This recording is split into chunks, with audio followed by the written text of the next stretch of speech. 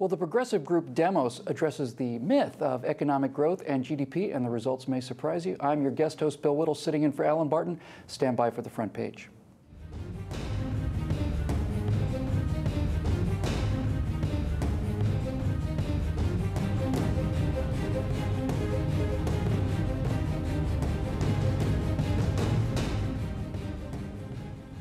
Well, joining me in studio today is Don Watkins, fellow at the Ayn Rand Center for Individual Rights, and stalwart Terry Jones, associate editor for Investors Business Daily. Well, guys, citing the U.S. Census Bureau, they observe that mean individual income lags behind GDP growth, at least since the mid-1970s. Terry, does this data have any credence? And maybe even before you get into that, what is it that they're trying to say here? Well, what they're trying to say is that the average person is becoming less well-to-do in comparison to the overall economy. And the suggestion then is that somebody's siphoning off our growing wealth, and that's just simply not true. Is it the rich? No, it is not the rich, although the rich are doing better. I mean, there's no question about that. But the fact of the matter is these data are completely tendentious and cherry-picked. The income numbers really show something entirely different than what they think they show. We know for a fact, if you look at the income data, that they do not include things like welfare. They do not include things like in-kind payments, WICA, things like that. All the benefits that people get as a result of our welfare system. And you know, the data pretty clear here. 49% of Americans now get some sort of benefit from government. Those things do not show up in your income. So the income numbers look much lower than they actually are. And that entitlement income has just exploded since the 1970s, just enormously greater than it used to be. That's exactly correct.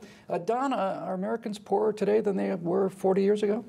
No, I mean, absolutely not. On the whole, people are better off. I mean, part of what what is also not taken into account in these numbers, it depends on the way you measure inflation. I mean, what's the difference between a flat screen LCD, TV today versus what they had 50 years ago, 40 years ago?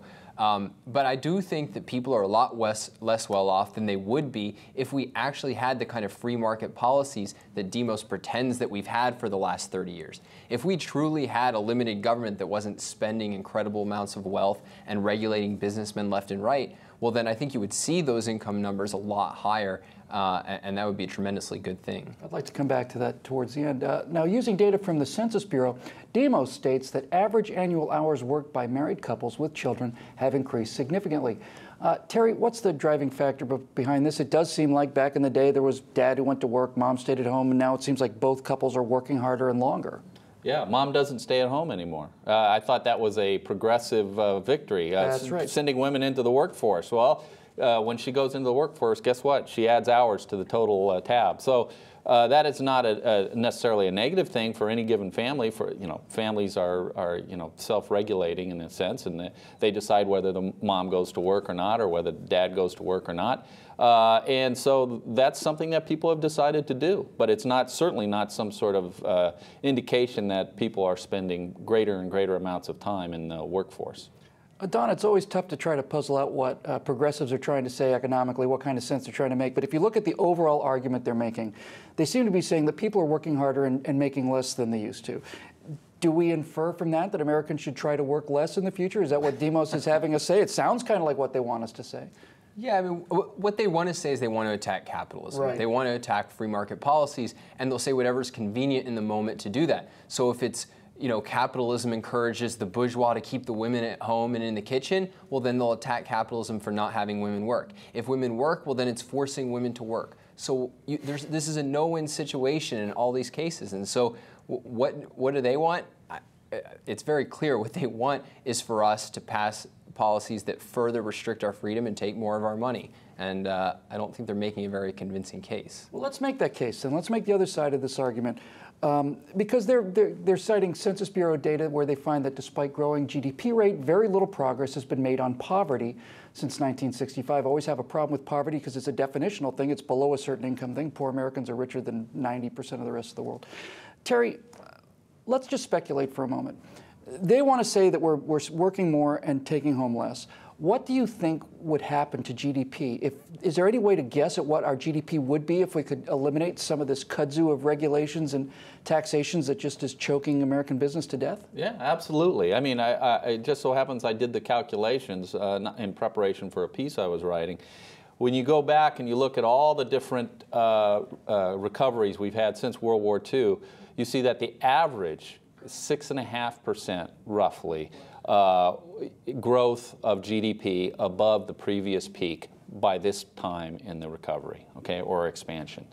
This time we're up 0.7%. That's barely off the schneid.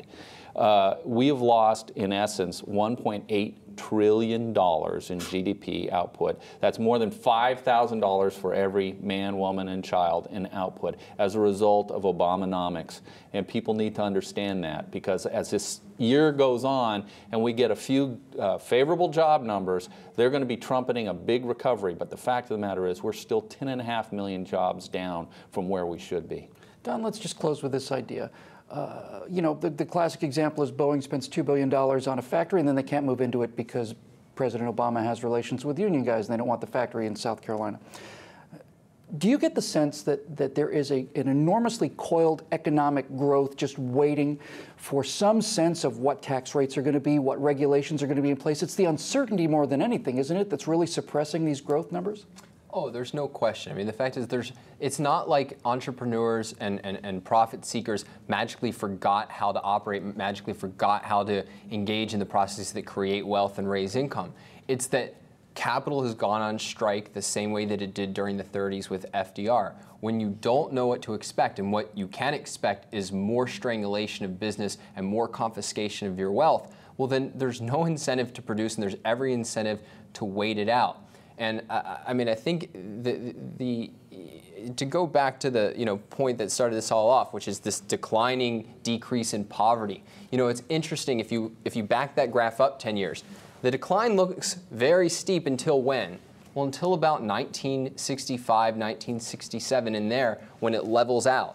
Now, what happened during that period? That's when we got the war on poverty. That's when we got all these leftist programs, and so. I mean, look at those two alternatives. Poverty stops decreasing when we get all those programs. And today, if we stop moving in the direction that the left wants and start freeing up businessmen and entrepreneurs, I think you'll see a complete reversal of that trend. That's interesting, the idea of capital and wealth producers going on strike. Somebody ought to write a book at that.